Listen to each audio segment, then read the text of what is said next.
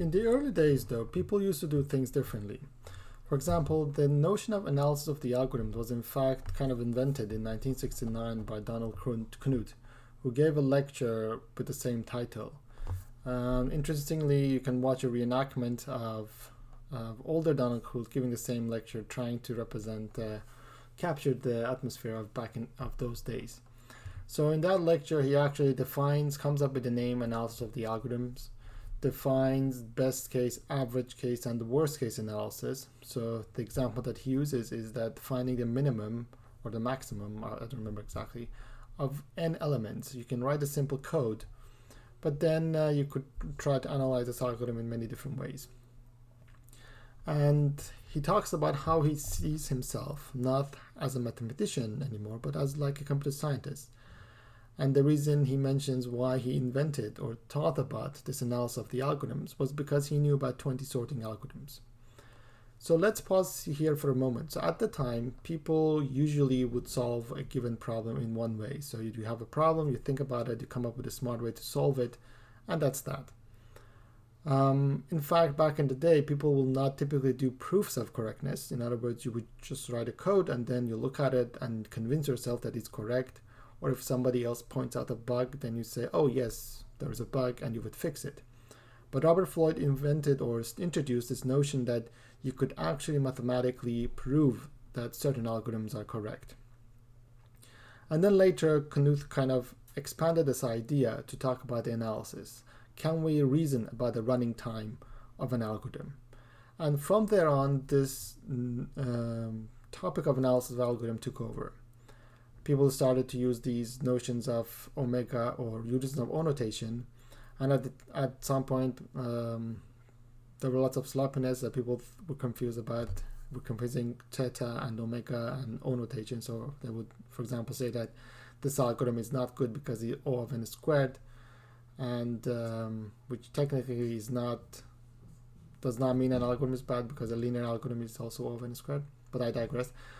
So also Knuth in the 70s started to popularize the other notions of asymptotic notation, such as omega and theta. Okay, so an interesting thing about those early algorithms is that they were all very simple and practical. And in fact, people were writing algorithms to solve really practical problems. For example, when you look at quicksort or merge sort, all these sorting algorithms, they're actually very efficient algorithms. They work really well in practice. But as the analysis of algorithms took over, and as people started to use more and more O notation in the analysis of the algorithms, things started to get more complicated. People come up with more complicated algorithms. So if you have let's say n to the 4 algorithm, somebody can come up with an n cube algorithm. Somebody might come up with an n square algorithm. And as you're making progress in this O notation, sometimes people started to hide really large constants inside the O notation. So for example, we're going to talk about polygon triangulation. We're going to see an n log n algorithm in this course, but there is actually a linear time algorithm for triangulating given polygon, which is technically is better than an n log n algorithm we're going to see in this course. But of course, the problem is this algorithm is so complicated, it's hopeless to implement. And actually, I haven't personally read this algorithm. It's very complicated. And it's one of those theoretical solutions that, yes, technically is the best, but nobody has implemented it. Similarly, a d-dimensional linear programming can be solved in linear time if the dimension is constant. But again, sometimes this constant could be a factor of d to the d. One of the most extreme examples is a particular cubic algorithm that is technically quite fast because it's only n cubed and is much better than an n to the 4 algorithm or n to the 5 algorithm. But this algorithm hides a constant of 10 to the 150. And obviously such an algorithm can never be practical because you will never have n large enough such that the constant 10 to the 150 is negligible compared to n cubed.